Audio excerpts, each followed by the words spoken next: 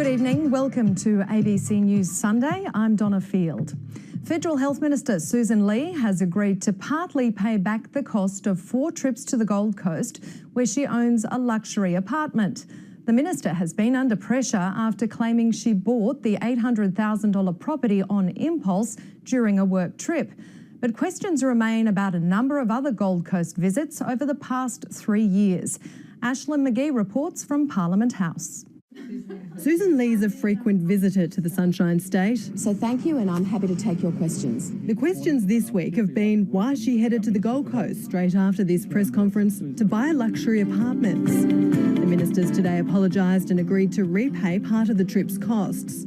In a statement, she says she's spoken to the Prime Minister and that it does not meet the high standards he expects.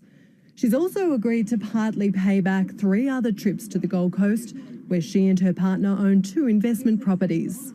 But the ABC's uncovered 14 other unexplained trips to the Glitter Strip.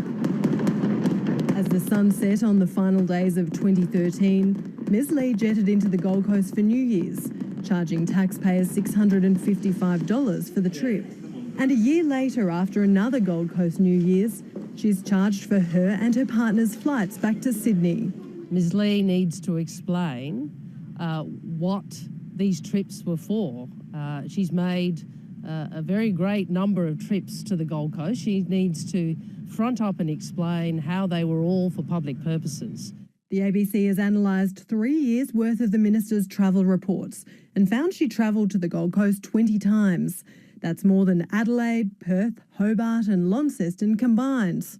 The most expensive flight was a $12,000 charter trip from the Gold Coast to Broken Hill in 2015. On 14 of the trips, there's no public record documenting the purpose of her travel, and she's under no legal obligation to do so. All of us meet with different individuals as part of our work as ministers and parliamentarians, and many of those individuals don't want those details of who they are to be made public. The ABC's asked Ms Ley's office about the $54,000 worth of travel in question. It's responded with a statement saying Ms Ley's asked the Department of Finance to review all of her trips to the Gold Coast. But that won't satisfy the opposition. They want her to release her diaries and offer a public explanation. And if she won't, they want her sacked.